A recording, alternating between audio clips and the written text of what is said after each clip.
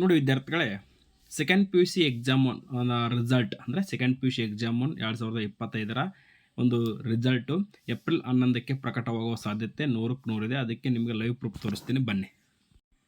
ನೋಡಿ ವಿದ್ಯಾರ್ಥಿಗಳೇ, ಏಪ್ರಿಲ್ 11ಕ್ಕೆ ದ್ವಿತೀಯ P U C result Bengaluru. ದ್ವಿತೀಯ ಪಿ ಯು ಸಿ ಪರೀಕ್ಷೆ ಮೌಲ್ಯಮಾಪನ ಪ್ರಕ್ರಿಯೆ ಈ ವಾರ ಮುಕ್ತಾಯಗೊಳ್ಳಲಿದ್ದು, ಅಂದರೆ ನಿನ್ನೆಯಿಂದ ಈ ವಾರ ಸಂಪೂರ್ಣ ಪ್ರಕ್ರಿಯೆ ಮುಕ್ತಾಯವಾದರೆ ನೋಡಿ ಏಪ್ರಿಲ್ 11ರ ಒಳಗೆ ಫಲಿತಾಂಶ ಪ್ರಕಟವಾಗಲಿದೆ ಎಂದು ಕರ್ನಾಟಕ ಶಾಲಾ ಪರೀಕ್ಷಾ ಮತ್ತು ಮೌಲ್ಯ ನಿರ್ಣಯ ಮಂಡಳಿ ಮೂಲಗಳು ತಿಳಿಸಿವೆ.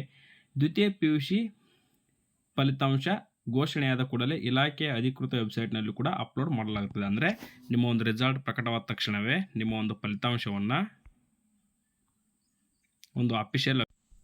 ಈ ಒಂದು ಅಫಿಷಿಯಲ್ ವೆಬ್ಸೈಟಲ್ಲಿ ನಿಮ್ಮ ರಿಸಲ್ಟು ಪ್ರಕಟವಾಗುತ್ತೆ. ನೋಡಿ ವಿದ್ಯಾರ್ಥಿಗಳೇ,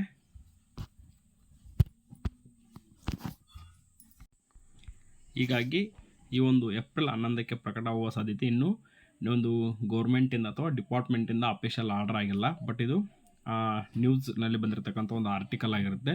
ಬಟ್ ನಮ್ಮ ವಿದ್ಯಾರ್ಥಿಗಳಿಗೆ ಮಾಹಿತಿ ತಿಳಿಸೋ ಉದ್ದೇಶದಿಂದ ನಾನು ಈ ಒಂದು ಮಾಹಿತಿಯನ್ನು ತಿಳಿಸಿದ್ದೀನಿ. ನೋಡಿ ವಿದ್ಯಾರ್ಥಿಗಳೇ, ಪಾಸಿಬಿಲಿಟಿ ಏನಿದೆ ಅಂತ ನಿಮಗೆ ತಿಳಿಸ್ಕೊಡೋದಾದರೆ, ಈ ಒಂದು ಏಪ್ರಿಲ್ 11ಕ್ಕೆ ನಿಮ್ಮ ಒಂದು ಫಲಿತಾಂಶ ಪ್ರಕಟವಾದರೆ ಅಲ್ಲಿಂದ 12, 13, 14 ನಿಮಗೆ 15 ಒಂದು 4 ದಿನಗಳ ಕಾಲ ಏನು ಮಾಡ್ತಾರೆ, ಸ್ಕ್ಯಾನ್ಡ್ ಕಾಪಿಗೆ ಅರ್ಜಿ ಸಲ್ಲಿಸಲು ಅವಕಾಶ ಕೊಡ್ತಾರೆ. ಸ್ಕ್ಯಾನ್ಡ್ ಕಾಪಿ ಅರ್ಜಿ ಅಂದರೆ ನೀವು ರಿವ್ಯಾಲ್ಯೂಯೇಷನ್ ಹಾಕಬೇಕಾದ್ರೆ ಮೊದಲು ಸ್ಕ್ಯಾನ್ಡ್ ಕಾಪಿಯನ್ನು ತರಿಸ್ಕೊಳ್ಬೇಕು. ರಿವ್ಯಾಲ್ಯೂಯೇಷನ್ ಹಾಕಿ ರೀಟೋಟಲಿಂಗ್ ಹಾಕಿ ನೀವು ರಿವ್ಯಾಲ್ಯೂಯೇಷನ್ ಅಥವಾ ರೀಟೋಟಲಿಂಗ್ ಮಾಡಿಸ್ಬೇಕಾದ್ರೆ ಮೊದಲು ಸ್ಕ್ಯಾನ್ಡ್ ಕಾಪಿಗೆ ಅರ್ಜಿಯನ್ನು ಸಲ್ಲಿಸಬೇಕು. ಸ್ಕ್ಯಾನ್ಡ್ ಕಾಪಿ ಬಂದ ನಂತರ ನೀವು ಆ ಸ್ಕ್ಯಾನ್ಡ್ ಕಾಪಿಯನ್ನು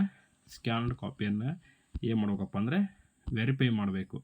ವೆರಿಫೈ ಮಾಡಿಕೊಂಡು ನಿಮಗೆ ಏನಾದರೂ ಅಂಕ ಬರುವಂತಿದ್ದರೆ ನೀವು ಒಂದು ವೇಳೆ ರಿವ್ಯಾಲ್ಯೂಯೇಷನ್ ಆದರೂ ಹಾಕ್ಬೋದು ಅಥವಾ ರೀಟೋಟಲಿಂಗ್ ಆದರೂ ಹಾಕ್ಬೋದು. ಎರಡಕ್ಕೂ ನಿಮ್ಗೆ ಪಾಸಿಬಿಲಿಟಿ ಇರುತ್ತೆ. ಒಂದು ವೇಳೆ ವಿದ್ಯಾರ್ಥಿಗಳೇ ನೀವೇನಾದರೂ ಅನುತ್ತೀರ್ಣವಾಗಿದ್ದರೆ, ಅಂದರೆ ನಿಮ್ಮ ಒಂದು ವಿಷಯಗಳು ಯಾವುದಾದ್ರೂ ಫೇಲ್ ಆಗಿದ್ದರೆ ನೀವೇನು ಮಾಡಬೇಕಪ್ಪ ಅಂದರೆ ನೆಕ್ಸ್ಟ್ ಎಕ್ಸಾಮ್ ಕೊಟ್ಟಾಗ ಕೂಡ ಈ ಒಂದು ರಿಸಲ್ಟ್ ಪ್ರಕಟವಾದ ನಂತರ, ಅಂದರೆ ಫಲಿತಾಂಶ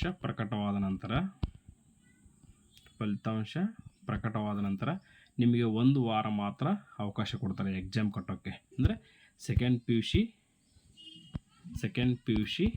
ಎಕ್ಸಾಮ್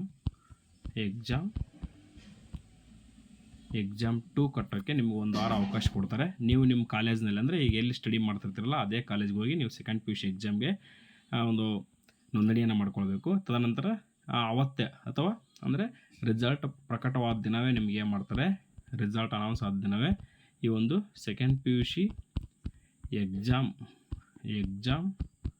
2ದು